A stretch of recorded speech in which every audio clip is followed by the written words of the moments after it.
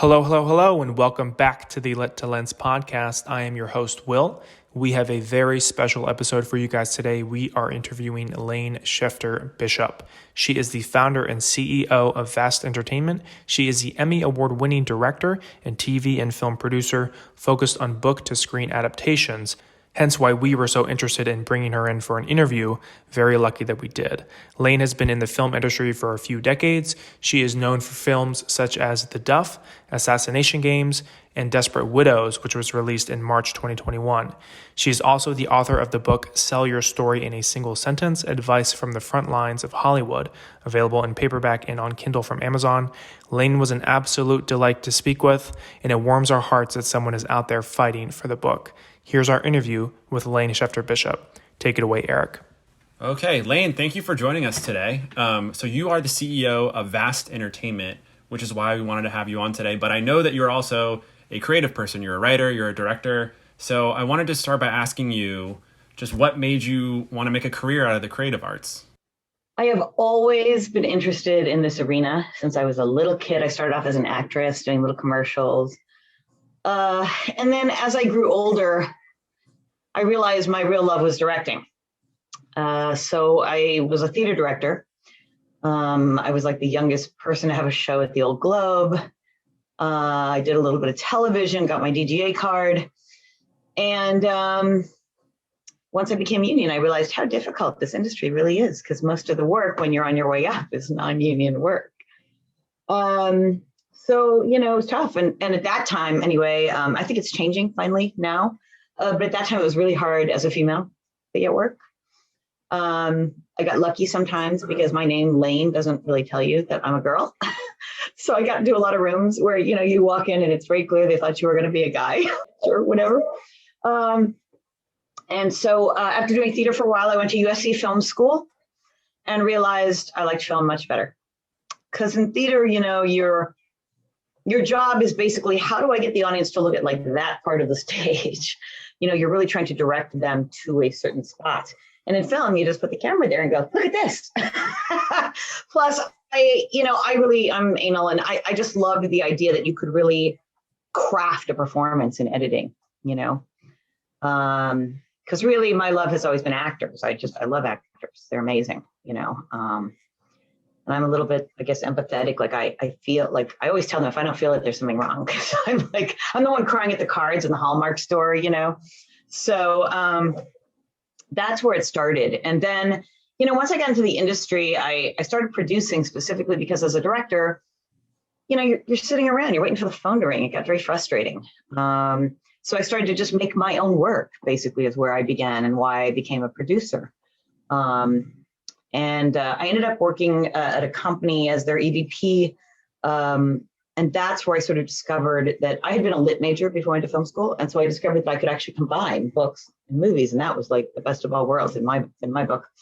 So in 2008, that's what I started to do. I started to create book to screen stuff.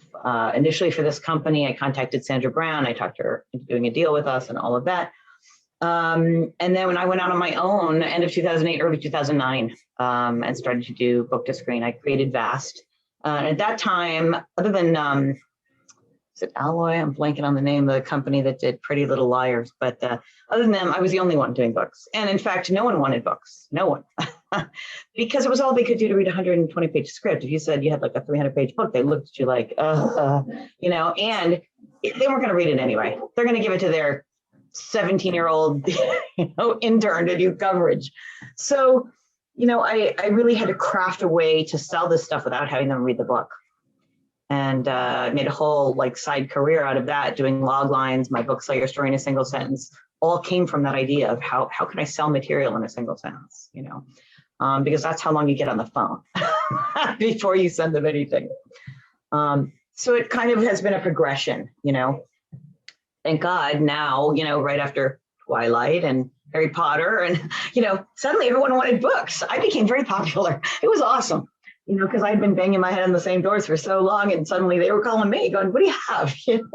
So I'm really thrilled that books have become such the in thing now and I always say this to writers. I always say to them, if I have two projects and they're identical and one has a book, that's the one that's going to go because it has underlying IP. So I tell writers a lot, look, you need to go online and say, find an article maybe that deals with the same subject matter and tell them that inspired you to write your screenplay. Or, maybe you write a book proposal and you say there's a book in process. I mean, it just, that underlying IP is incredibly valuable now. Yes, you feel like the town has shifted a bit where like I don't want to read a 120-page script and a 300-page book until I realize that book actually is going to give me an extra million people on Friday night, right? That's exactly right. And honestly, I feel like if you read 100 screenplays, maybe 3 are good. If you read 100 books, probably 80 of those are pretty good. Because they've been vetted. They've gone through a publisher. They've gone through an editor. Screenplays, people just write in their living room and send it in. It's very different. So the rate of return on my reading hours was so much better with books. That's why I just love them so much. That's interesting. It's also sort of like a quality control aspect, right? Like 70 people already signed off on this as being a good story with good characters. And you have to do a little bit less legwork, might be the wrong term, but like. Yeah, no, it's true. It's automatically going to be better because it's been through a couple of people, that mattered before it got published. And, the weird thing is that I honestly focus on things that haven't been published yet, for the most part, because you get 2 questions in Hollywood. If you have books, if underlying IP, how many books have sold? Is it a bestseller? Number 1, if a movie or TV show comes out, it's going to be a bestseller. The Duff wasn't a bestseller until the movie came out. And second of all, it doesn't matter if a bazillion books have sold. The problem is Hollywood doesn't understand. It has a different perspective. In book world, if you sell 40,000 books, that's phenomenal. People are cheering. The agent's so happy. But if I say in a Hollywood room, 40,000 books have sold, they look at you like, so what? Because our brains are box office, millions, right? It has to be in the millions or it doesn't have value. So it's such a dumb question because they don't understand the perspective of books in terms of what's really good. Unless it says bestseller on it, doesn't mean anything. Yeah. So your educational history is sort of interesting to me because I was also an English major in college and we went to UVA together. And I think that one of the big like pieces of the backstory of our podcast was there was a class at UVA that focused specifically on book to film adaptations. I didn't get to take the class because it was so popular. Wow, you couldn't get in. Yeah. And the big one obviously is The Godfather, right? And I think there's a whole story behind that. But just connecting your like reading life to say like, hey, what's something I can do with my love of books? I can turn them into movies. And if they're not de rigueur, then I have created a market for myself. So that's it's funny that we have that little bit of overlap. But I did want to ask, so you started with book to film adaptations, and that seems to be your lane. Why just focus totally on the adaptation? I really love books, and I love that it gives you such a great amount of material to work from for a screenplay. And I also really, screenwriters who can do adaptation are very unique birds. Not every screenwriter can do this. In fact, a lot can't. The ones that do it well are really good, and they sort of know how to cut the meat from the chaff. They know which things are vitally important to keep in and which things they can cut out and not have the audience who read the book get hysterical and whatever. And it was a learning process for me because I had a writer on a project I had at Fox, fabulous screenwriter, can't do adaptation. We learned pretty quickly that after 9 million, meetings of notes and et cetera for hours, it wasn't getting any better. And it's because she wasn't comfortable with that adaptation. She kept trying to veer away from the book. And so I learned that it's a really vital and special skill set to be able to adapt. I love that process. And I actually am probably one of the only producers who loves to put the screenwriter on with the author. I love those calls. Those are awesome because they're two different birds, but they're both like trying to create something really cool. And I don't know, it's just an amazing process. I love keeping the authors involved, which is kind of rare, I guess, in Hollywood, but it's their baby. Who knows it better? But I love books, and the adaptation process is really, it's a craft. It's not easy to adapt a book into, because books aren't necessarily visual. Like the Duff, you're in her head the whole book. I mean, like, how do you make that into a visual movie? It's a challenge, And, I think as time goes on, you get better at it. And as a director, because I'm very visual oriented, can be helpful to the screenwriter. On these movies I'm doing up here in Canada, there's this one and I'm doing another one afterwards. These are these holiday, Hallmarky rom-coms. I did a pass on the scripts, no money, no credit, no nothing, because, first of all, as a director, it really helps me. I'm making sure I start out with a really good script because, it's like if you have a bad blueprint, you're not going to build a very good house, But on top of that, I think some people who do screenplays are great at dialogue, great at character. They're not good at structure. And I'm all about structure because I have to be able to say to that actor, you're at the end of act 2 where the characters are lowest. And that's the moment I need to see. You have to know where you are in the story arc and help them so that they know where they are because we shoot out of order. So, that's a part of the process I really love as well. So before we transition into some of the nitty gritty of the adaptation process, I'm curious to unpack a little bit about your company and how you work with other houses. So you mentioned like having a project set up at Fox. How does Vast work with other companies to get something on the screen? So what I do typically is sort of what I have this other project going on right now. So I had a book that I was brought that I loved. I love this book. And I really felt like Sony would be the right place for it. But even though I know the execs at Sony, I don't know them terribly well. And it's a period piece. It's going to be expensive. So I wanted to bring some ammunition with me to the table, not just, hey, read this really killer book. So I went over to Zayden and Marin. I know the president of their company and I love them. I had another project with them. And I said, read this book. He was like on a trip, I think. He was like on a plane. He was getting on a plane. I said, if you read this on the plane, you'll so thank me later. So he did. And when he landed, he's like, oh my God, I'm already halfway through. I love this, So we partnered. I partnered with Zayden and Marin because they have a deal at Sony. So it's a lot easier to walk it in because they already have a deal there. And we're doing it with Sony Global right now as a series, as a TV series. So it's Vast. Usually what I do is I look at it and I think, okay, is this TV, is this film, and who should I partner with? Some things I don't partner on, but a lot that I do, like the one at Fox, I partner with Peter Chernin. Like I bring them material. Their execs don't have the access that I have. I have now, after 10 years or 11 years, I have about 65 literary agents out of New York who represent authors that I work with, and they send me material all the time. So, and I'm getting stuff pre-publication, getting stuff early, little sneaky peekies. So I'm bringing them things they won't see from anyone else.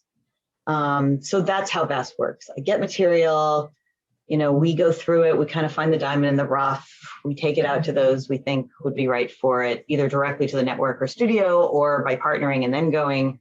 And that's how it works. Very cool. That's very interesting. That's a unique insight into, how you can sort of get a project and sort of disperse it to the right people.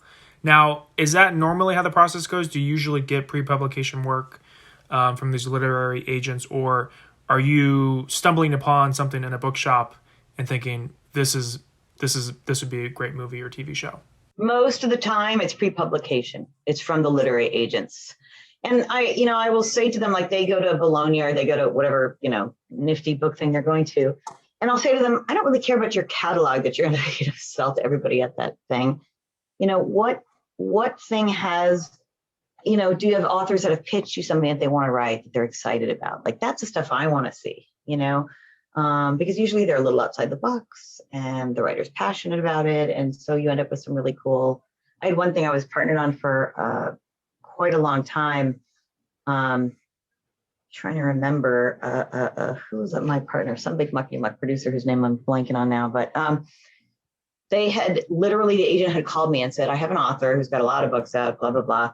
But she pitched me this idea that I think is cool. She pitched me like 3 ideas. I'm going to send you all 3 ideas. And I'll show you which one I like first, second, third. So she sent these little write-ups to me. And ironically, the one that she kind of told her to shelf, that was the third idea, is the one I just loved. And I said, no. have her write that. It's super outside the box. It's super unique. And that's what she did. And we ended up setting it up. Trying to remember who we set it up with. I'm getting very old, so like the deals are all blending together in one big mass. But it was great because it literally came from like a 3-page write-up. You know, I mean, it wasn't even kind of a book proposal yet. That's wild. Do you? That's what happens. Oh, go ahead. Sorry. Oh, that's it. I just said sometimes that's what happens. Like it's not. I tend to like things that aren't published yet because, like the one I had at Fox, I can adjust the manuscript for the buyer. So this book, I love this book. It's called Reboot. I tell everybody to read this freaking book.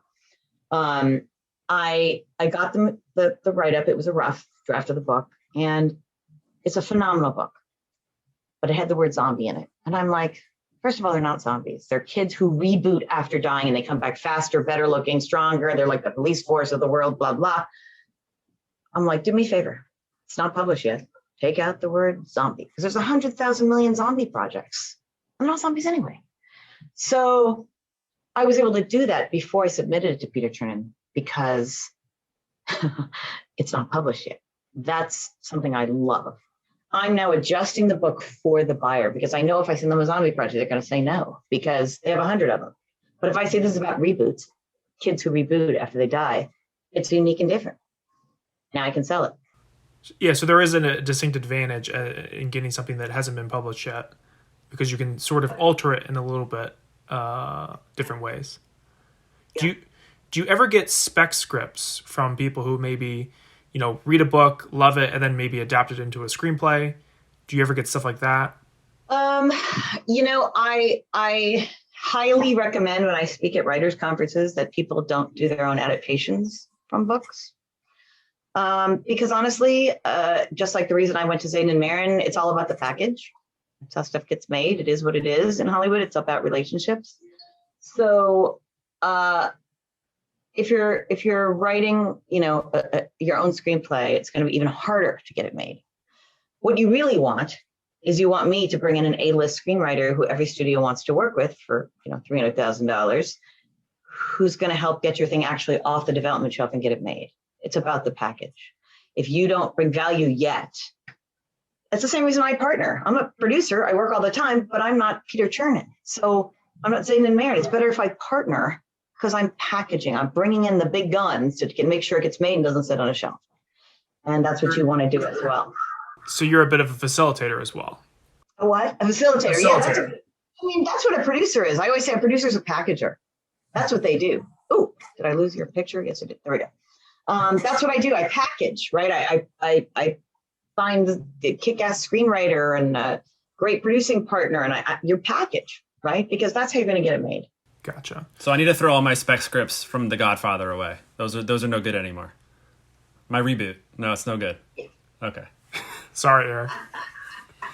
And then can you talk a little bit about the difference between buying a book adaptation outright as opposed to optioning? Most people do options. And what an option is, as I try to explain, is you're paying for a period of time. You're paying to have that material for a certain period of time. That's what an option really is. You're saying, I will pay you X amount of money to have the next 18 months to try to put this all together, make it happen. If it actually starts going, then what they call the purchase price will kick in, which is in that option. It's listed in that option. If it's a feature film, it's usually like 2.5% of the going in budget with a floor and a ceiling. And that's where the real money is. But you're not making $1 bazillion on an option. Sometimes they do dollar options. I mean, that's just the time you need to try to put it together. The real money is the purchase price. That's where you're purchasing the material because you are greenlit and going to go. I started out with the Duff, I optioned, I did all of that, and then I assigned that option to the studio or network. But what I learned from that experience is that optioning is not the best route, at least not for an independent producer, because I'm not helping that author. And my job is to help that author. When I'm sitting in the creative room, I'm fighting for that author's material to make sure they don't turn it into some crap. But if I option something, I'm an independent producer for $3,000. I'm now assigning that option to the studio or network. How is that helping the author? That studio or network has way deeper pockets than I do. They could have gotten $35,000 for that option. You know what I'm saying? So I learned, wait a minute, I don't want to do what everyone's doing because I'm not being of benefit to that author. So I literally just do a shopping agreement for material. And I tell them when we set it up at a studio or a network, they're going to option it. Now you're going to make the money you actually should be making. And that was just a learning curve, because at the time when I did the Duff, when I started, like everybody just option. That was just the way you did it. Now I've learned better, and I've all the literary agents that I work with out of New York, I'm like training them. I'm like, don't do it, don't option it. I'm like training them. It's not very fair to that author, because you're literally assigning that exact option. So that studio's getting it for $3,000 or whatever. I imagine that's been probably in the past a point of contention between, Hollywood and a lot of the literary world, and specifically authors. I don't think they understood. I don't think they realized, like, just thought, ooh, optioning, yay. Money for my author, ooh, cool, Right. Well, I'm glad that it's, at least you're changing a little bit of that. I mean, it's probably better for the author. They're probably not as well protected as they have been, or they probably are protected better than they were in the past. So that's good.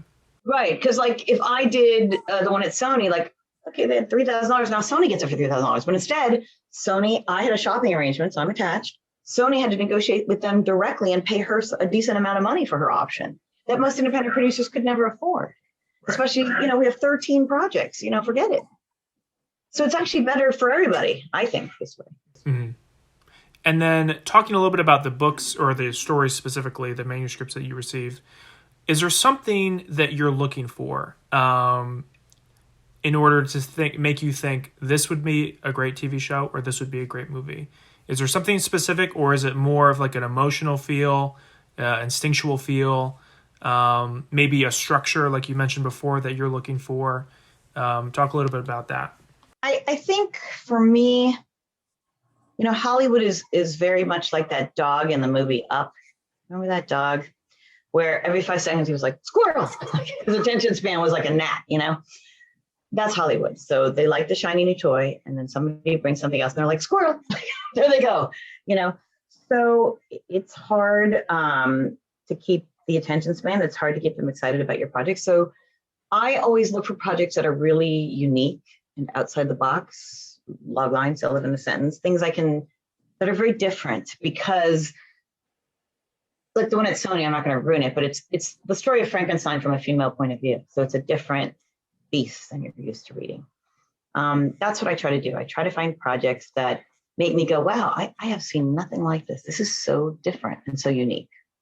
And it is like finding a needle in a haystack. It's very tough to find those things, but that's what I look for. I mean, anytime I start reading something, I'm like, does this feel like something I've already seen? If it does, I won't even get through page 5 practically. It has to feel really different. And keeping that in mind, it also can't be like, okay, everyone in the entire cast is in their 80s.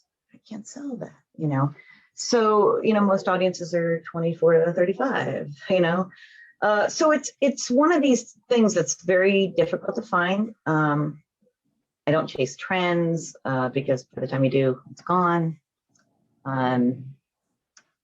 Hollywood has this thing where like a movie does well and everyone else is looking for the next one of those. I don't do that.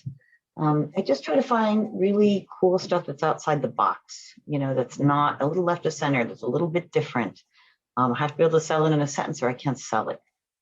And that's always been my philosophy, and that's all the material I get is in that arena, because it's how you keep people excited about the project. It's really different. In terms of whether it's a TV show or movie, I've had things start off, where we pitched as a movie and didn't sell, and we went back and revamped it as a TV show. I've had things that started as a limited series and everyone was like, well, but there's so much more material, and we expanded it to a full series. It really depends. I think for features, I always say, is this a big enough world to warrant it being on the big screen? Other than that, I mean, things, they change. It just depends. If it's a great story, it's a great story, and you just have to sort of figure out what you want to do with it, So, and then when you get the actual manuscript, or you have your option, or you agree to a contract with the author and the studio, what are the next steps?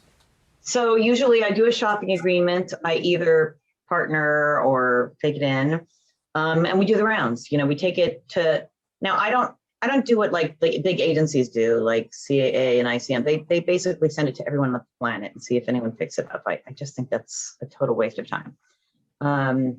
I'm with Gersh. They're smaller, and they have the same philosophy I do, which is, targeting. So like I sit and I have a grid. I kind of try to keep track of what people are looking for. And so I look at this grid and I think, who asked me for this?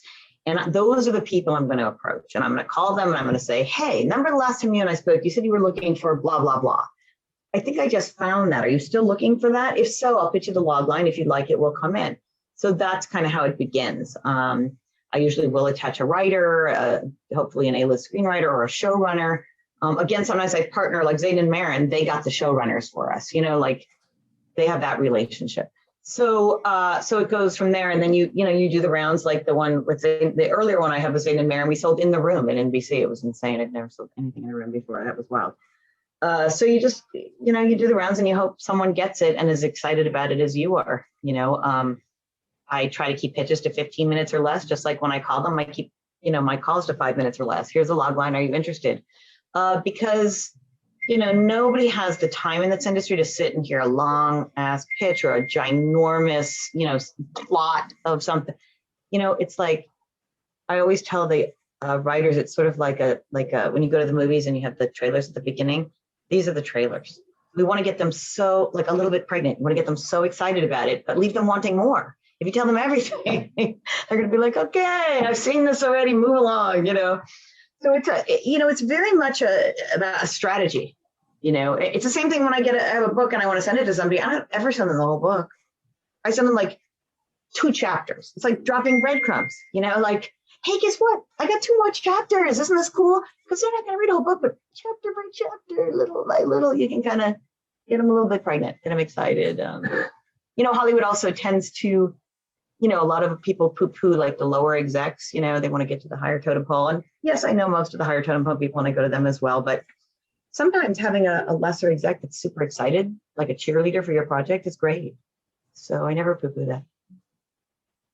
So that's how it progresses, And then do you feel compelled when you receive a work, do you want to keep the adaptation literal to the story, or are you more like, let's kind of reimagine it, let's keep it loose, let's kind of build upon what we have, or are you more, let's keep it tight, let's keep it close to the story?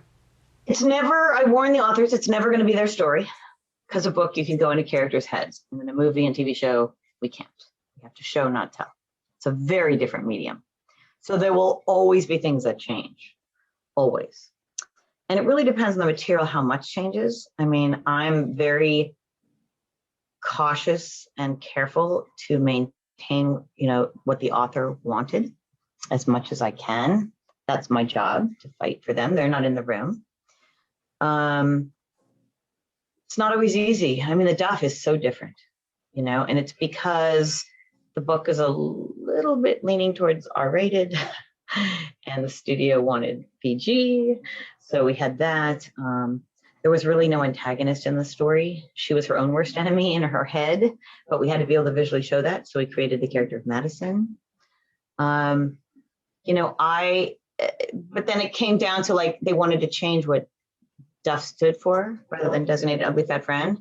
And I said, you guys, the point of the movie is about these labels. That's why this movie exists. So if you bow down and change what it means, you're ruining, you're playing with the one point that matters in this whole, the reason she wrote the book, So those things, of course, I fight for, but I'm also not the one paying for the movie. So I have to pick and choose my battles, You can't fight about everything, because otherwise the things that really matter, when you go in there and fight, they'll be like, oh, it's her again, I fight for the things that I know the author wants, I told Cody for the Duff, I said, the message that you have, which is not the typical Hollywood message, which is why I love the project, which is, it's not the girl with the scrunchie and the glasses who takes them off and magically she's, incredibly beautiful and no one noticed. That's the Hollywood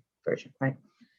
Her version was, you're a Duff. And if you're going to be the Duff, be the best, own it, be the best stuff in the world. I loved that message. And that message is in the movie, and it is the movie.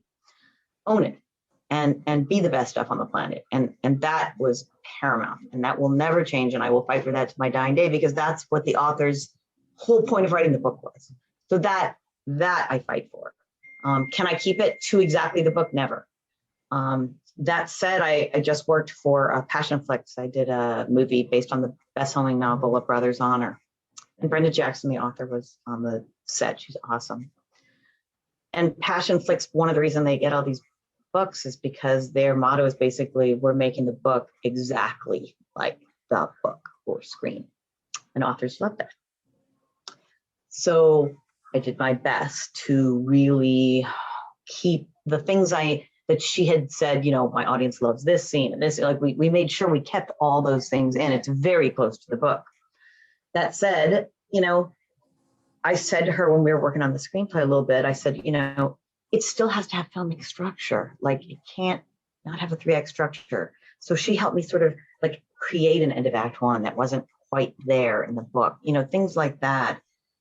Again, if you have bad blueprint, bad movie, so we had to be it was a fine line between making sure it was literally the book and making sure it had filmic structure so it would be a good movie. So that was challenging. That was very challenging, but I get my praise. Do you find that most of the, maybe conflict is not the right word, but changes you make are due to the folks with money? It's not so much creative as it is like sellable, or like what we're willing to bankroll in a certain sense? Sometimes it's that. Sometimes it's people who want to make sure they earn their 10 cents. And so they're going to throw out ideas no matter what, good, better, otherwise. I think now, in this particular time period we're in, a lot of decisions are being made specifically to add diversity, like with Bridgerton. We're in a really interesting time because these are very different decisions than would have been made years ago. Years ago, if I got a project that had an African-American lead, I had to say to them, look, unless this is going to be played by Denzel or Will Smith or Morgan Freeman or produced by Shonda Rhimes, it can't get made. No one wants it. That's all changed now, so it's kind of cool, actually. But yes, you have to listen to the people who are paying for it. But believe me, I fight against some really, really stupid notes. I'm sure. And then it sounds like you go to bat for the author, which is great to hear. Now, is the author involved throughout the process typically, or is it usually just the beginning? I usually involve them as much as I can, but that's very unusual. Most of the time, they want the author to go away. Interesting. I love having the author involved, but I'm a rare bird in that respect. Most people do not. Many times they'll get in their contract a thing called meaningful consultation, which I laugh at because you know what that means. They say what they want, and will we do it? It's up to us. So my last question for you before Eric starts back up again.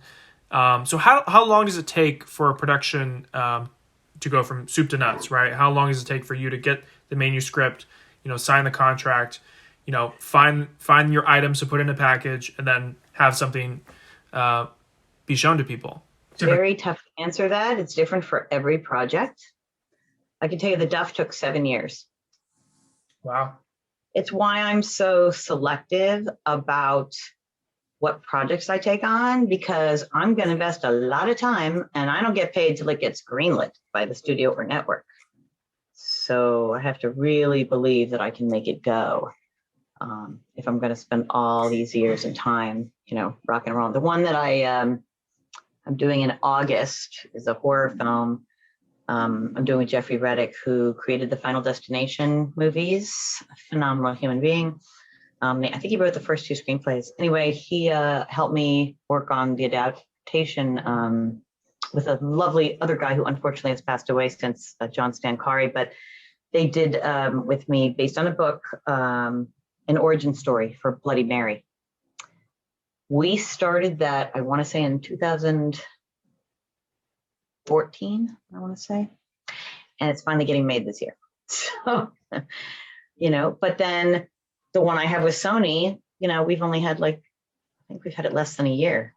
So depends. Really depends. I have projects I've set up for, like Reboot, 4 times I set that up. 4 different studios, 4 different producers, still hasn't gone. Would you say that there's a difference between making an adaptation project as opposed to a non-adaptation project? It seems like there might be more work because usually scripts are just sent, right? And then they choose. Right. This has to become a script. Right, absolutely. Exactly. It takes longer. Yep, it does. It takes longer for sure. Yeah. Yep. But then again, keep in mind, people who get screenplays sometimes takes them 7 years too, because they have like different writers and different rewrites and 17 drafts later. So what's the quickest project you've been a part of? How long was that? Probably this one is Sony. I'm like shocked it's going already. I mean, that was fast. So that's good. We'll knock on wood for you. Yeah, right. Isn't the saying like you'll believe it when you're at the premiere? Something will happen, Yeah, right. I said that. Yeah. So I'm curious for you, someone who is a big reader who runs a company like this, is there a difference in your mind between a good adaptation of a book and a good film? Are those things like mutually exclusive? Yes, because you can have a great adaptation and the filmmaker, excuse my French, fucks it up, for sure. I mean, absolutely. To the tiniest thing, I came from theater, so I love actors, but there are people who aren't actors. Michael Bay's not an actor's director. He's a technical director. He likes to blow up things and do nifty camera shots and whatever. So if you don't have characters that you root for, if you don't have actors that are good, doesn't matter if the adaptation's the best thing on the earth, you're going to end up with a crappy movie. That's my philosophy anyway. I really believe you need phenomenal actors, because no matter how great that script is, if your actors can't pull it off, you're done. And sometimes if your script is not so hot, if it's not the best adaptation on the planet, great actors can help you sell it, So, it's it's all about the packaging. I sound like a broken record. It really is. It's all about the package. I mean, what are all the elements put together? It's a collaborative art. There's so many different, that's the thing about being a producer. You have to find the right screenplay, and you have to have the right person who knows how to do adaptation, adapt it. Then you have to get the right actors in those roles in the adaptation. And you have to partner with another producer if you need it, if it's a bigger budget, and you have to get it to the right studio so they don't have some 17-year-old exec who puts out bad notes and fucks it up. And, it's just like, it's all these elements. That's why you have so many movies made, and a lot of them are crap. It's because there's so many fingers in the pie, and you have to make sure they're all the right fingers. Otherwise, no matter what you do, you're not going to end up with a good film or TV series, It's hard. Yeah. So I want to open this question up to the history of cinema. Is there any adaptation that you would have loved to have been involved with, whether it was just like a knockout book or it was a movie that like totally did not capture the film in the way you would have imagined it? Gone with the Wind. It's my favorite film. I mean, they didn't have the technical skills to make that film at that time, even down to the filming. I mean, if you read the books on it, which I've read all of them, the first thing, her white dress was green. They had a lot of issues. And they didn't even have the lead cast when they started shooting The Burning of Atlanta. I mean, the usual things that we all go through in production. And it's an incredible piece of filmmaking. They had 2 different directors, one got fired. I mean, they went through it, and it still came out an incredible film, and it's a huge epic. So many people involved. I mean, epics are tough anyway. Look at Game of Thrones. I mean, holy crap.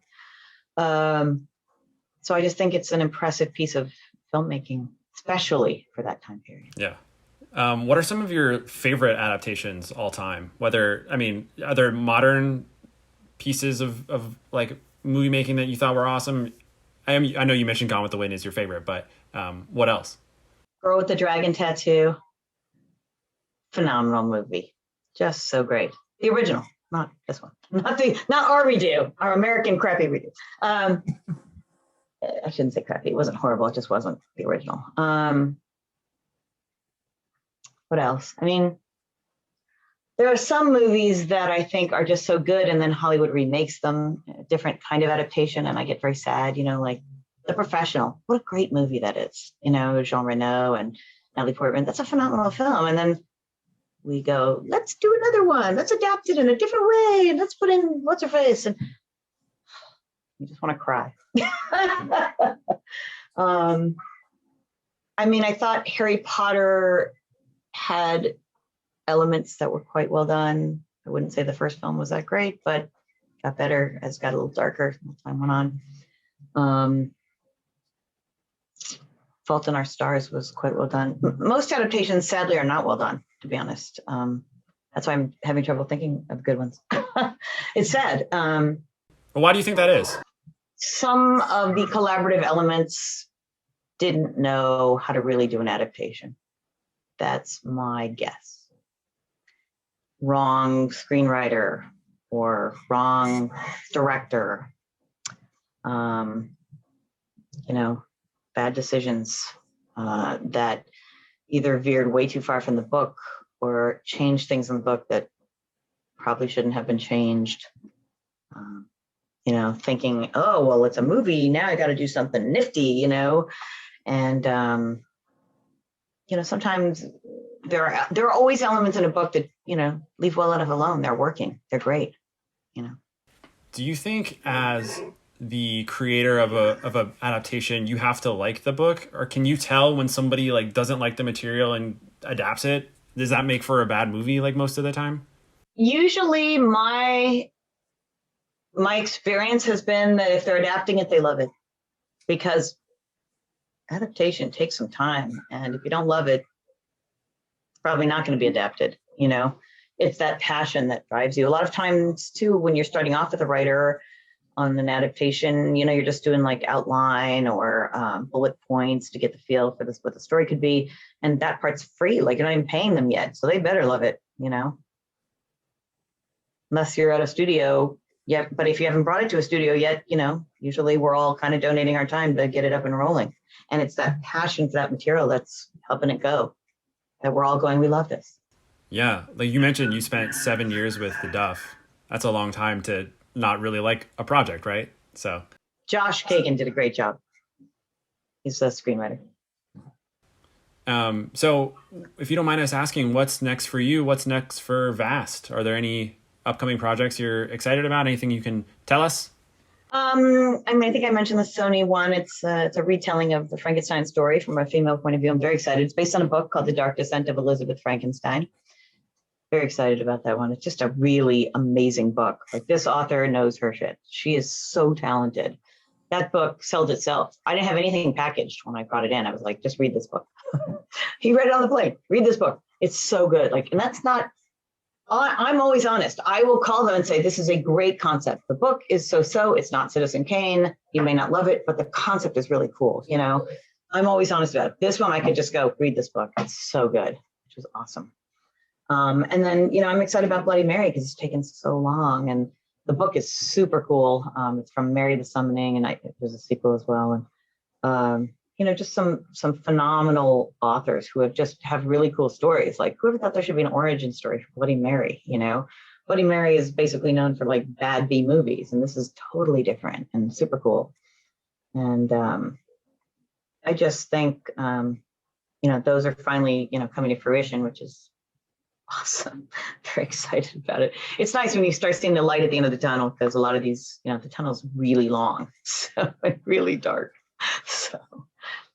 And then you mentioned before we started recording that you have a movie on Lifetime coming up. Can you tell us a little about that project? Yes. Originally it was called Mom Commune, get it? About a woman and her daughter whose husband dies unexpectedly, and they end up do this and the other thing at this commune, essentially, for moms. It's like a camp-like setting with women who help women, cope and blah, blah, and they grow their own food and all this stuff.